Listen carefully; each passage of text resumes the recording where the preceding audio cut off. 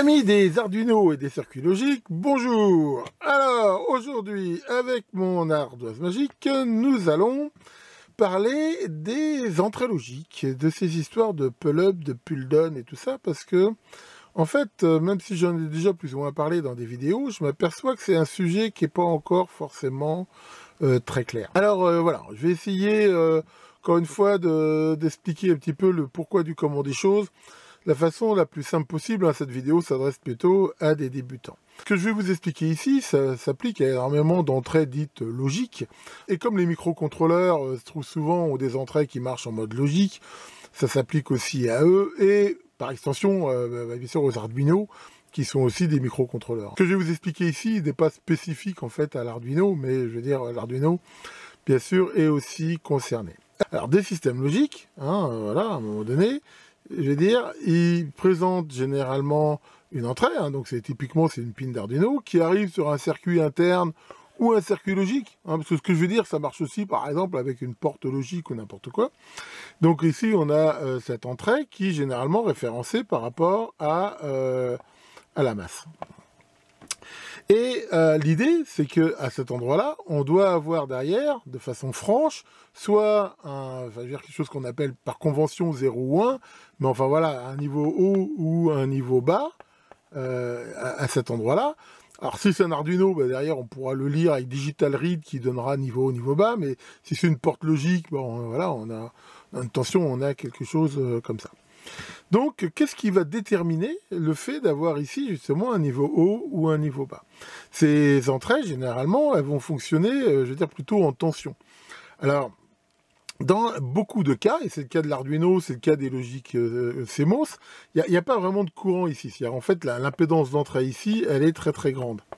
Ça veut dire quoi une impédance d'entrée très très grande? C'est que ici, c'est comme si par rapport à la masse, on avait une résistance énorme. Dans la doc de l'Arduino, ils disent que c'est de l'ordre de 100 mégohms. Je ne sais pas si vous voyez, c'est vraiment quelque chose de très très très grand. Ça veut dire qu'on peut considérer qu'il n'y a pas de courant qui rentre ou qui ressort de cette entrée. Ça veut dire que voilà, c'est comme si c'était un fil qui était relié à rien quelque part. Alors, c'est pas vrai pour toutes les logiques. Si on a, par exemple, de la logique TTL, elle, au contraire, il y a des courants qui circulent dans l'entrée, des courants même assez forts, par exemple, au niveau bas. Enfin bon, on va dire la TTL, c'est un petit peu vieux. Sur les trucs modernes, généralement, MOS ou comme justement les Arduino, on considère donc qu'il n'y a rien qui rentre. Comment ici le système va considérer qu'il y a un niveau 0 ou pas? Alors ici, on va pouvoir considérer qu'en fait, il y a plusieurs zones. Alors, on va faire ici cette zone. Donc là, on va l'appeler la zone 1, la zone 0, la zone, on va dire, U0, hein, au-dessous du 0, et up 1, on va dire. Et ici, il y a cette zone un peu, on pourrait l'appeler la Twilight Zone. Alors, à quoi ça correspond? Ça veut dire qu'en gros, tant que la tension va être en dessous d'un certain niveau, ici, on va dire, on va l'appeler par exemple la tension VL, tant que la tension sera en dessous, le système, de façon fiable et sans aucun doute, considérera que l'entrée, elle est à 0. Si la tension est au-dessus de ce VH ici, le système considérera que la tension est à un niveau 1. Par contre, au milieu ici, il y a une zone, on va l'appeler, je ne sais pas comment on peut tellement l'appeler, disons la zone d'incertitude, qui, je veux dire, où c'est pas très clair. Où, je veux dire, ça va dépendre de plein de choses. C'est-à-dire, ça peut dépendre d'un modèle à l'autre, ça peut dépendre de la température, ça peut dépendre de n'importe quoi. Et cette zone-là, il faut la considérer un petit peu comme une zone interdite. Je veux dire, il faut éviter d'y être. Pourquoi? Parce que c'est pas très clair. Il y a même dans certains circuits un moment où ça met pas vraiment le truc en court-circuit, mais enfin, il sait plus trop où il est. Donc ça, c'est quelque chose qu'il faut éviter. Alors, bien sûr, quand on passe de 0 à 1, la tension passe dans cette zone un petit peu intermédiaire, mais voilà, il faut quand même l'éviter et il passe rapidement. Alors ça, bien sûr, les valeurs de ce VL, de ce VH et de cette zone ici intermédiaire, ça dépend énormément du type de logique, du type de circuit. C'est généralement bien donné ici dans les databooks, mais enfin, on va dire, généralement, sur les circuits MOS, on va dire, le milieu de cette zone-là, c'est la moitié de la tension d'alimentation. Et ici, il faut considérer qu'il y a de l'ordre de... Allez, on va dire que toute cette partie-là vaut 1 volt, à peu près. Encore une fois, ça dépend de beaucoup de choses, où il faut mieux éviter d'y être. Alors ensuite, il y a en fait ces zones-là. On n'en parle pas souvent, mais je veux dire, jusqu'où on peut descendre. Parce qu'en dessous de cette tension-là, si j'ai moins 10 000 volts, on peut admettre que c'est en dessous. En gros, la limite ici, généralement, c'est la masse, et la limite ici haute, on va dire, c'est l'alimentation. Alors pourquoi? Parce que si la tension ici elle devient plus négative, alors en fait il y a des diodes ici à l'entrée, dire en gros on pourrait se permettre d'être un petit peu négatif ici, mais voilà, faut pas dépasser 0,4, 0,5 volts vraiment maximum. Après il va passer du courant dans l'entrée et ça peut même détruire le circuit. De même qu'ici, il faut éviter de dépasser ici l'alimentation. Donc pour un Arduino alimenté en 5 volts par exemple, ça veut dire quoi? Ça veut dire que tout ce qui sera entre, on va dire, 3 volts et 5 volts, ça sera considéré comme un 1 de façon sûre. Tout ce qui sera entre 0 et 2 volts, ça sera considéré comme un 0 de façon sûre. Alors bien sûr, ça dépend s'il est alimenté en 3,3 volts, enfin, vous avez compris à peu près le principe. Ça, c'est, on veut dire, un petit peu le truc de base. Donc, il n'y a pas de courant, on va dire, qui passe dans l'entrée, et ce qu'on veut, nous, savoir, un 1 et un 0. Alors justement, si à un moment donné, voilà, j'ai encore ici ma broche, là, et ici ma masse, hein, mon entrée, donc il n'y a pas de courant qui passe là, qu'est-ce que je peux mettre ici comme source de façon à pouvoir piloter de façon sûre l'entrée? Alors là, bah, y a, en gros, n'importe quel système ici qui va être capable de donner une tension 1 fiable, comme je l'ai dit, dans la bonne limite, et un 0 fiable dans la bonne limite, ça va fonctionner. On a vu que si l'impédance d'entrée était très grande, donc là, je veux dire, enfin, il faut qu'il ait une impédance, je veux dire, relativement faible par rapport à l'impédance d'entrée ici. Enfin voilà, on a vu qu'il y avait 100 mégohms, donc ici, on peut se permettre d'être grand. Alors attention, ici, je parle en statique. Ici, il ne faut pas oublier, mais c'est pas non plus trop le but de la vidéo. Ici, il y a des kappas parasites. Donc en fait, si on veut aller vite, on peut quand même, enfin, il va falloir fournir du courant au moment au moins des transitions pour charger cette capa. Mais encore une fois, pour l'instant, pour simplifier, on va travailler en statique. Donc ça, bah, si ça peut être par exemple la sortie d'une autre porte logique, ça peut être une sortie d'un autre Arduino, ça peut être des choses comme ça. Et ici, bah voilà, les tensions sont bien définies, ça fonctionne très bien. Mais qu'est-ce qui se passe si on veut mettre par exemple une touche, un bouton pour commander le système? Donc là, je retrouve toujours ma broche d'Arduino. Et il faut que j'ai ici donc une tension fiable. Donc une des idées qui vient à l'esprit, c'est d'avoir ici un inverseur, voilà, entre l'alimentation et la masse. Donc ça, bah, ça veut dire qu'à un moment donné, quand je serai à cet endroit-là, j'aurai bien 0. Quand je serai à cet endroit-là, j'aurai bien un 1. Dans la mesure où je suis bien ici, quelque chose de bien défini. Ce qu'il faut éviter, c'est que cette entrée-là, il ne faut jamais qu'elle soit en l'air. Pourquoi? Bah, encore une fois, grosse impédance, une entrée en l'air, elle est reliée à rien, elle va se bouffer tous les parasites de la Terre, elle va marcher un peu comme une antenne, et une entrée logique à haute impédance en l'air, bah, si vous regardez, ça peut être tout n'importe quoi, c'est-à-dire derrière peut être à 0 tout le temps, peut être à 1, elle peut varier, peut avoir des parasites, n'importe quoi. Donc ça, c'est pas acceptable. Donc en faisant un système comme ça, là, ça fonctionne. Je veux dire, voilà, j'ai mon inverseur, donc là, au repos, par exemple, il est à 0, quand j'appuie, toc, il est à 1, je peux très bien l'inverser, faire qu'au repos il soit à 1, puis quand j'appuie il soit à 0, ça c'est pas gênant, mais ça va le faire. Mais ce montage-là, il va avoir quand même deux inconvénients majeurs. C'est quoi? Le premier, bah, c'est qu'il nécessite un inverseur. Et c'est pas tellement... Enfin, c'est chiant à monter, il y a 3 connexions. Si le bouton est un petit peu loin, il va falloir tirer plusieurs fils. Donc ça, déjà, c'est pas évident. Hein. Les 3/4 des poussoirs, des contacts qu'on a, des micro-switches et tout, la majorité, c'est quand même des simples contacts, alors normalement ouverts ou normalement fermés, mais c'est des simples contacts. Puis en même temps, ce système-là, il n'est pas très bon, parce que aussi bon que soit cet interrupteur, quand il va passer de 0 à 1, il y aura forcément un moment où il va être en l'air. Ça veut dire qu'à ce niveau-là, indépendamment même des rebonds mécaniques, bah, comme j'ai dit, ça va être une vraie antenne, et là, on va avoir des parasites, des trucs pas terribles. Donc cette solution, on comprend que c'est pas la meilleure qui soit. Alors comment faire? Ben là, il y a une idée en fait qui vient assez naturellement, qui consiste à faire le schéma suivant. Justement, c'est de mettre ici une résistance, par exemple au VCC, là, et ici, un bouton. Alors, le contact, il peut être normalement ouvert ou normalement fermé, mais voilà, un contact comme ça. À ce moment-là, comment ça va fonctionner? Quand le bouton n'est pas appuyé, on voit que ben, l'entrée, elle est reliée, c'est comme si elle était reliée au plus. On verra après tout à l'heure comment on calcule la valeur de cette résistance-là, mais voilà, dans la mesure où là, il y a l'impédance d'entrée très haute, il va passer un courant très très faible ici à l'intérieur, et ben, mon entrée ici, elle est à 1. Quand je vais appuyer sur le bouton ici, qu'est-ce qui va se passer? Je veux dire, ça va mettre ce point-là à la masse, donc il va passer un courant à l'intérieur ici du plus là vers la masse, qui va être limité ce courant par la valeur de cette résistance-là, mais la tension ici va bien tomber à 0. Donc là, on voit qu'on résout deux problèmes qu'on avait tout à l'heure. On peut utiliser un simple contact, et même s'il y a des rebonds mécaniques, l'état ici sera toujours bien stable en fait. Ça sera soit un 1, soit un 0. Alors c'est vrai qu'il y a toujours des rebonds, au moment où on appuie, ça va bouger comme ça, mais ça sera juste des rebonds mécaniques en fait. On n'aura pas du tout cet effet d'antenne. Donc ça, c'est une bonne solution, et c'est ça qu'on appelle le fameux pull-up. Un pull-up, ça veut dire tirer vers le haut, et on a ici cette résistance. Note qu'on peut aussi faire souvent des pull-down. Le pull-down, c'est le même principe, mais je veux dire, le poussoir, il est ici vers le haut, et ma résistance, elle est ici vers la masse. Ça marche exactement pareil, mais la différence, c'est que là, quand le contact n'est pas mis au repos, là j'ai un 0, là au repos, j'ai un 1. Donc les deux configurations sont possibles sur des entrées symétriques. Encore une fois, par exemple, en TTL, vous trouverez rarement ça. Bon, je ne vais pas encore une fois trop parler de la TTL, mais en TTL, il y a beaucoup plus de courant qui passe. Et pour maintenir un niveau bas en TTL, il va falloir une résistance assez faible. Et ça va consommer du courant. Et c'est pour ça que c'est quand même très peu courant en TTL d'avoir des pull-down. Mais en entrée CMOS, et ce qui est le cas des Arduino, je veux dire, lui, il s'en fout. Je veux dire, pour lui, c'est symétrique. Et donc, on peut très bien utiliser soit ça sans aucun souci. Donc voilà, ça c'est un pull-down, je tire vers le bas. Ça c'est un pull-up, je tire vers le haut. Alors, comment on va calculer cette résistance?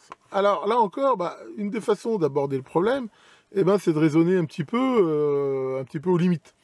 Donc encore une fois, on va faire un premier essai. Mettons ici, voilà, je suis en 5 volts, et on va prendre un premier cas où je vais dire, je mets une résistance de 1 ohm. Alors, quand mon bouton n'est pas appuyé, c'est comme si mon entrée là est rendue au 5 volts, j'ai un 1, jusque-là tout va bien. Quand je vais appuyer ici sur mon bouton, il va se passer quoi? C'est la loi d'Ohm. Je rappelle que la loi d'Ohm, c'est U égale RI, donc I, c'est égal à U sur R. Donc ici, quand je vais appuyer, le courant qui va passer ici, il va être U 5 volts divisé par 1, il va passer 5 ampères, et la puissance ici, ça va être 5 ampères fois 5 volts, 5 fois 5, 25 watts. Ça fait beaucoup quand même pour un bouton poussoir. Donc voilà, on voit que de toute façon, l'inconvénient de cette solution-là, c'est que si elle consomme quasiment rien, on va dire, au repos, quand on appuie sur le bouton, il va passer ici un courant. Donc il est évident que prendre une valeur ici aussi faible, ça serait complètement débile, je veux dire, personne ne fera ça. Maintenant, raisonnons dans l'autre sens. Je vais dire, c'est super, dans ce cas-là, pourquoi ici, je ne peux pas mettre une résistance de 1 gigohm? Voilà. Là, pour le coup, on va avoir un petit peu l'effet inverse. C'est-à-dire que déjà, 1 gigohm, ici, c'est 100 mégohms, la pédance de source, elle est plus élevée. Ici, ça va être quasiment comme si mon entrée était en l'air, et pareil, on va se choper un petit peu tous les parasites de la Terre. J'en ai déjà parlé souvent, plus l'impédance est élevée, plus on va être sensible à tout ça. Donc là, c'est pas une très bonne idée de mettre ça. Imaginons même 100 mégohms. On a vu ici que l'impédance d'entrée, elle est de 100 mégohms. Ça veut dire que là, ça fait un pont diviseur. Ça veut dire qu'ici, au repos, j'ai plus 5 volts, mais je suis quasiment dans la twilight zone du milieu. Donc on peut pas mettre si haut que ça. Donc c'est pas une très bonne idée. D'un autre côté, dans les contacts, là, c'est pas une bonne idée non plus des fois de faire passer un courant trop faible, parce que je veux dire, ça peut éventuellement faire des contacts qui sont... s'il y a un petit peu d'oxydation et tout, quand il y a un courant assez fort, ça va le passer. Alors sur des courants très faibles, c'est pas forcément souhaitable. Donc là, le courant, on va dire, généralement, qu'on va faire passer, il y a énormément de marge, mais on peut dire que généralement, on peut compter que jusqu'à 100 microampères, c'est bien, on peut aller quasiment autant qu'on veut dans le principe. On a vu que c'était pas intéressant d'aller trop haut, mais de l'ordre de 1 milliampère, on va dire, à 100 microampères. Après, encore une fois, il y a de la marge, ça va dépendre de pas mal de choses, de ce qu'on est parasité, de trucs comme ça, mais c'est dans ces eaux-là, à peu près, qu'on peut faire. Ce qui veut dire qu'en règle générale, les résistances de pull-up qu'on va utiliser, ça va être des résistances de l'ordre de 10K jusqu'à 100K, voire éventuellement un peu plus, mais c'est un petit peu ici, dans ces eaux-là, et on voit que ça fait aussi une consommation qui est quand même très limitée quand on va appuyer. Donc ça, c'est vrai que ce soit pull-up ou pull-down.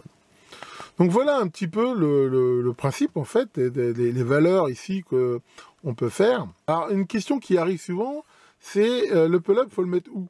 Parce que quelque chose qui peut jouer, c'est ici, j'ai un fil qui est très long. Mettons que j'ai un fil de 1 mètre. Est-ce que mon pull-up, je le mets ici ou est-ce que je le mets ici? L'idée, c'est toujours de le mettre quand même, si possible, assez près ici de l'entrée. Pourquoi? Parce que là, je veux dire, ça va quand même faire le point de basse impédance. Quand je dis basse impédance par rapport à ici, il sera près de l'endroit, ce qui fait que même si ici je le mets à 0, voilà, ça fera moins antenne que si mon pull-up était là, où il y aurait ce grand fil qui continuerait à faire antenne. Maintenant, de toute façon, et c'est pas le but de la vidéo, j'en ai déjà parlé dans d'autres vidéos, ici, dans des cas comme ça, il faut éventuellement mettre des protections, il faut éventuellement mettre du filtrage RC pour justement limiter ces trucs-là, et ainsi de suite. Alors, c'est pareil, la valeur ici du pull-up, elle peut aussi éventuellement changer.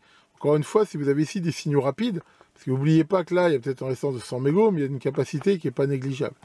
Donc, si on veut aller vite, des fois, ça va quand même être amené à mettre aussi des résistances de pull-up un peu plus faibles, de façon à recharger beaucoup plus rapidement ce condensateur-là, si vraiment on a des signaux rapides.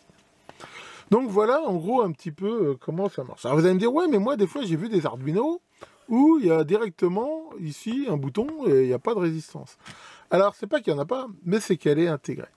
Alors, ce qu'il faut comprendre, c'est qu'il y a pas mal de microcontrôleurs, vu que ça, c'est un truc qui est assez fréquent, qui, généralement, ont la possibilité d'avoir des pull-up intégrés. C'est-à-dire, en fait, à l'intérieur du microprocesseur, ici, on a bien l'entrée, on a la possibilité de commuter. Alors, c'est pas un interrupteur, hein, c'est un MOSFET, mais on va dire l'équivalent d'une résistance à cet endroit-là.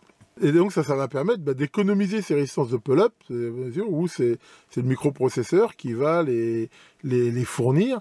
Alors, c'est généralement des pull-up, hein, j'ai rarement vu, je ne sais même pas si j'en ai vu des pull-down, c'est généralement plutôt des pull-up. Alors, dans le cas, par exemple, de l'Arduino, hein, on le voit, là, je vous ai fait un petit exemple.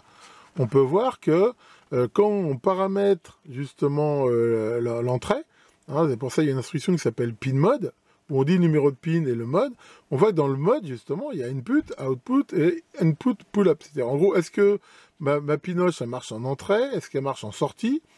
Mais quand elle marche en entrée, je peux aussi lui dire avec les pull-up. Sachant que quand on fait input pull-up, ça va mettre en interne un pull-up qui vaut, alors ça dépend des circuits, en gros, c'est entre 20K et 150K à peu près, selon le type de microprocesseur, et qui donc sont internes. Et en fait, ça revient à avoir un pull-up, mais on n'est pas obligé de le câbler. Et ça a l'avantage, en fait, d'avoir ce truc-là complètement piloté par Soft. Alors, dans les questions aussi, tant qu'on y est, qui reviennent souvent, c'est est-ce qu'on peut lire l'état d'une broche en sortie? Alors, dans la majorité des microprocesseurs, la réponse est oui. Et ça peut être des fois même intéressant, parce qu'on n'est pas forcément obligé de mémoriser l'état de la broche. Par exemple, voilà un exemple typique de ce qu'on peut faire. Si je fais digital write de 10, de note digital read de 10, ça typiquement, cette ligne-là va inverser l'entrée. Parce qu'on voit qu'elle va mettre en sortie l'inverse de ce que ça lit en entrée. C'est pas forcément le truc le plus rapide, mais des fois ça évite par exemple d'avoir un flag. On peut tout à fait le lire. D'ailleurs, si on fait l'inverse, c'est un truc aussi qui peut être intéressant. Qu'est-ce qui se passe, par exemple, si je mets une pinoche ici en entrée, par exemple pin 5 en entrée, et je fais un digital write? Alors ça dépend des modèles. Mais par exemple, dans certains cas, ça peut activer les pull-ups, justement. Certains modèles d'Arduino, ça revient à la mettre en entrée avec pull-up. Si je fais un digital write de low, et ça enlèvera le pull-up, par exemple. Des fois, ça marche comme ça. Donc voilà, en gros, un petit peu comment ça marche. Alors, dans les questions qu'on me pose aussi souvent, c'est est-ce qu'on peut, par programme, changer, en fait, en cours de route, une entrée d'entrée à sortie? La réponse, elle est oui. C'est-à-dire, il n'y a rien qui s'y oppose. Donc, imaginons, par exemple, là, j'ai ici mon entrée avec, là, un bouton poussoir. Donc, à un moment donné, je peux me faire pin mode input avec pull-up, et puis je pourrais la lire. Si ici, par programme, je dis, je la change en pin mode output, alors déjà, quand je vais la changer en output, si le pull-up était activé, il y a des chances qu'elle soit 1. Sinon, elle sera 0. Mais ici, qu'est-ce qui se passe? Je veux dire, imaginons même que même j'ai mis un pull-up externe là. Si ici, je la mets en sortie, si je suis à 1, c'est pas gênant, parce que je veux dire, voilà, à 1, c'est comme si j'avais un interrupteur comme ça, quelque part. Voilà, en gros, je court-circuite mon interrupteur par la résistance. Par contre, dans ce mode-là. Si je la mets à 0, la sortie, bah, je vais faire passer du courant là. Bon, si le courant est correct, ça va le faire. Mais quand je suis à 1, si jamais j'appuie ici sur le bouton, voilà, on voit que ça fait un court-circuit. Et ça, généralement, ça va flinguer la sortie du système. Donc ça, en gros, ça revient à faire ce qu'on appelle des bus bidirectionnels. Alors, c'est très utilisé, hein, dans tous les microprocesseurs, il y a ça. Mais voilà, ça veut dire que généralement, c'est contrôlé, on sait ce qu'on fait. Bien interdit, par exemple, d'avoir une pin d'Arduino, et ici, d'arriver sur ce qu'on appelle des buffers tri-state, hein, des montages comme ça, sachant que cette sortie-là, elle a une commande tri-state qui peut la mettre en état de haute impédance. Ça peut tout à fait être faisable, mais ça veut dire qu'à un moment donné, la commande de ce tri-state devra être en phase avec le fait que l'entrée ici soit en entrée ou en sortie. Sinon, il y a ce qu'on va avoir, ce qu'on appelle un conflit de bus, c'est-à-dire que si lui dit un 0 et lui dit un 1, ou 1 ici puis 0 ici, bah, ça fera des grosses bêtises et généralement ça va cramer des circuits. Voilà pour cette vidéo d'aujourd'hui qui, j'espère, si ce n'était pas le cas, vous aura permis de comprendre l'utilité de ces fameuses résistances pull-up, pull-down qui sont assez simples, hein, on l'a vu. Je referai peut-être un jour une vidéo justement pour les nostalgiques sur les entrées justement TTL qui sont un petit peu différentes. Enfin, je veux dire, voilà, on ne raisonne pas exactement de façon aussi simple qu'avec les entrées comme ça, MOS, ou les entrées d'Arduino et consorts. Donc, bah voilà, alors une bonne nouvelle, vous êtes nombreux à me le demander, je vais bientôt, je pense, pouvoir faire un QDN, parce que même si c'était très long à venir, j'ai enfin reçu à peu près la totalité des trucs que j'avais plus ou moins commandés à droite à gauche, donc ça devrait venir relativement rapidement, et j'ai reçu aussi 2 trucs là que je voudrais vous montrer. Mais voilà, j'attends encore quelques infos. Mais bien à point pour qui c'est attendre. Tiens, Maurice, ça va, Maurice? Des fois, Maurice, je me demande, à quoi tu sers, toi, finalement? Parce que tu sais rien faire, t'as aucune qualité. Si, tu sais faire quelque chose, c'est quoi? T'es le plus rapide du monde en calcul mental. Waouh, c'est cool, ça. Alors, par exemple, donne-moi la racine carrée de 8713. Combien tu dis? 22? C'est complètement faux. Ouais, t'as dit que t'étais rapide, t'as pas dit que t'étais juste. C'est Maurice, ouais. Enfin bon, on l'aime bien quand même. Allez là-dessus, que le grand résistor vous tire bien vos entrées. À très bientôt pour de nouvelles vidéos. Spiritual warfare against false prophets.